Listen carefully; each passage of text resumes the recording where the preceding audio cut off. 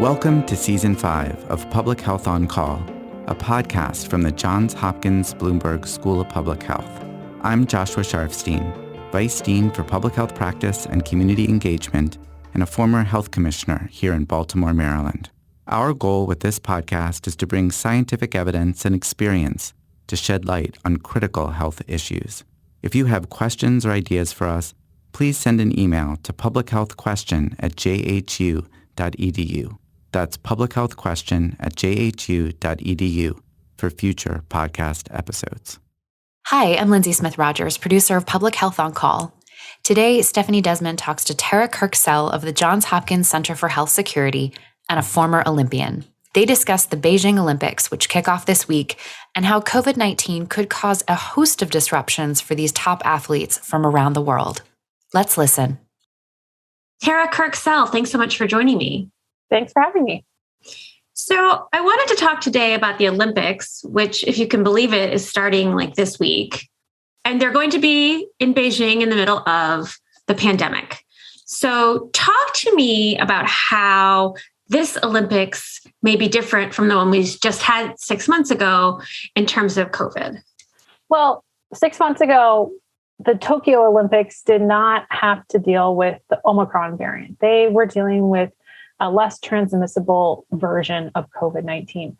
And so while I really think that Tokyo had a very successful Olympics when it comes to thinking about how they dealt with COVID, I think it's going to be much more difficult for China to do this, especially in the context of their push towards, they kind of are wishy-washy about it, but it really is. They're pushing for zero COVID.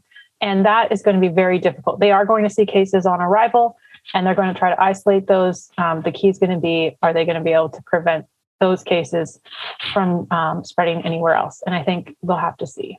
So talk to me about this zero COVID policy they have. What does it mean?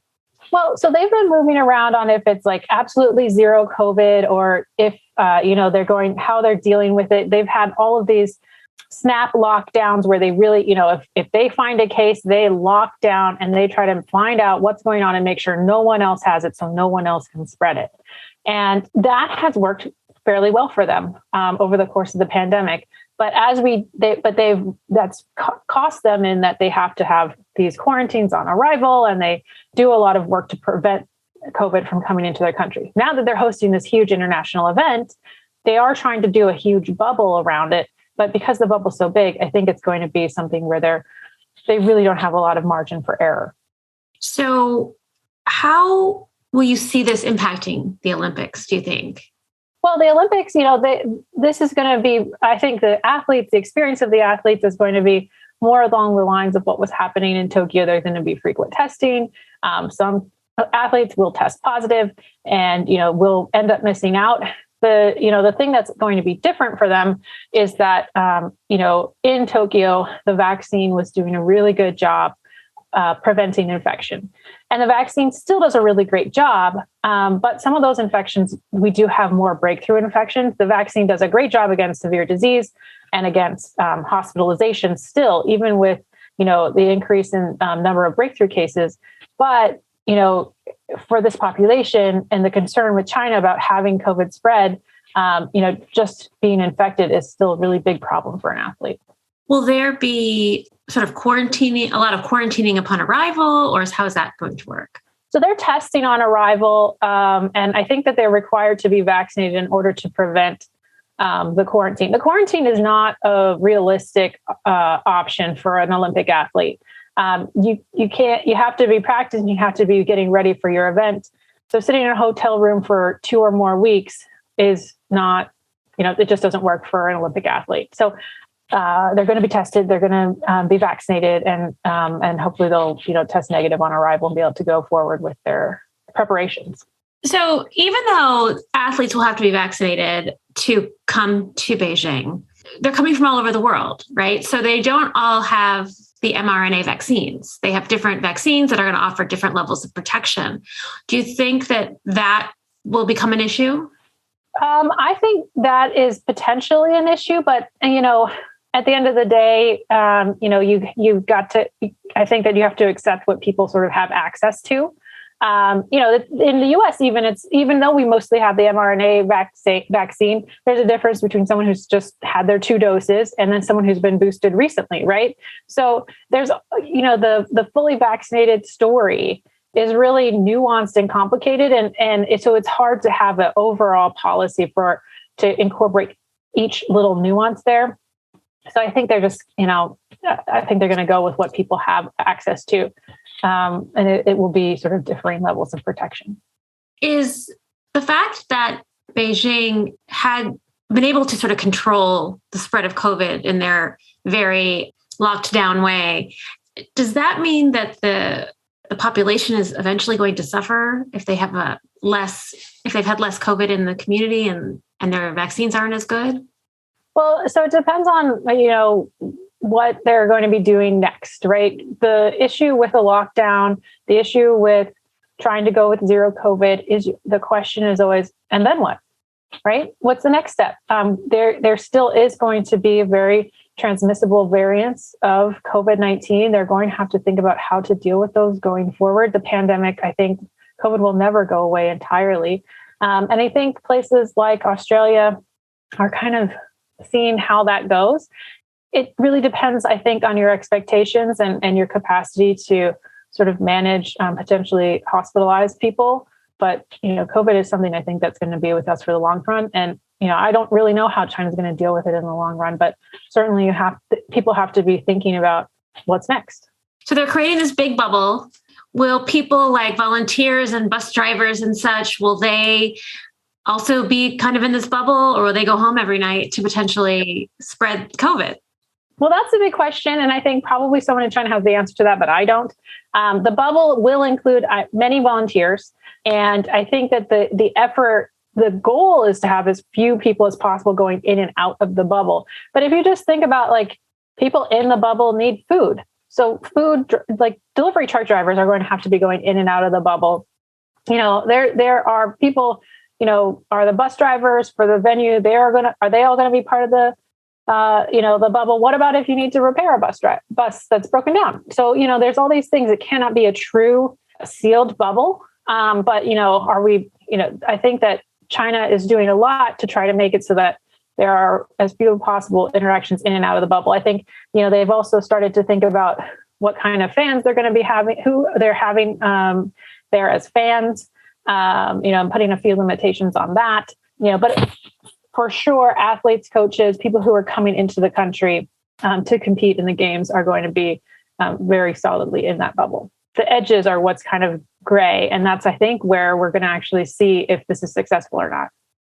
So this is different from Tokyo also in that during Tokyo, we were seeing the beginnings, I think, of the Delta variant. And now we are right in the throes of the Omicron variant, which spreads much more easily. Right. So how do you think that will could make the games different this time? Yeah, so the Omicron variant is going to make the ability to pull off these games much more difficult, right? The goal in Tokyo was to say, okay, we know we're going to get cases, and we don't want those cases to become clusters or to become outbreaks, as a very last stop. And they did a really good job. I think that they were it was an incredibly successful games in the context of how difficult it was, especially. Now you take the difficulty level up and even a further step here when we think about Omicron, because it is so transmissible that, we can see cases be passed on much more easily, or the virus be passed from person to person much more easily. And so there's just less wiggle room, right? You have to be worried about who that person came in contact with. And did they spread it to, more than just a couple people? I think I also want to emphasize here, and I think I mentioned it before, it also depends on your expectations, right? Japan already had COVID cases in the country. So a few that might have escaped, it doesn't really change the equation that much. But when you have China, which has so few cases, that really, having a really transmissible variant spread further outside of the bubble, I think that, that will be much more noticeable and potentially much more problematic for their approach that they're taking to COVID-19. So as a former Olympian yourself, I know that competing is obviously the big biggest part of being there. But I think that interacting with other people from other nations is probably what makes the experience what it is. And I'm wondering if there's going to be a lesser experience for the athletes. I think there's no doubt it'll be less than sort of the huge celebration that I really got to experience when I went to the Olympics. People aren't going to be able to go out and see the city, see the culture, less of a showcase really for China. But at the end of the day, being able to check out the country is not as high on my list as far as an athlete as performing at my best on the world stage. And so having the Olympics allows them to do that. They will have more hoops to jump through, but every athlete has plenty of hoops to jump through no matter what to compete. And so I think this will just be folded into that process. I can't imagine how heartbreaking it's going to be, because this is going to happen, that someone arrives in Beijing and tests positive. Right. Well, testing positive, and they arrived as they've made the team. They think it's all going to go, and all of a sudden, all their dreams are taken away from them. They might have some hope that they might clear the infection quick enough to be able to get back out there, but it will certainly be something that makes it much more difficult. The other thing to think about is that they're requiring PCR testing, with a pretty high cycle count. And so there is a chance that people who've had COVID recently won't be able to have cleared enough of it, still at least have enough of the viral pieces in their bodies to still test positive when they arrive, even though they've had it and cleared it and they're fine. And so that is another concern, I think, that people have, and that we're going to have to manage. I think the USOC can kind of try to look out for that by testing people in a similar way before they leave, so that we're all prepared for what might happen. But I think that that's something that is also potentially a problem. So if I show up in Beijing and I test positive, do I get sent on a plane back home, or do I then go into some long Chinese quarantine? I think there's actually a quarantine that has been shortened. It's still long when you think about the plan. And, I don't want to be too specific about it, because I think these plans seem to be very much in flux. Like, every time I check, there's something different going on. So, but I think the quarantine has been shortened somewhat. And, they have to test negative twice to get out of their quarantine. And so, there is a possibility that someone could get out and still compete. But I will say, going a week or so without access to your sport and your facilities can be pretty significant, especially right at the beginning, of your biggest competition. I think it really will upend a lot of efforts to prepare. Tara Kirksell, thanks so much for joining me.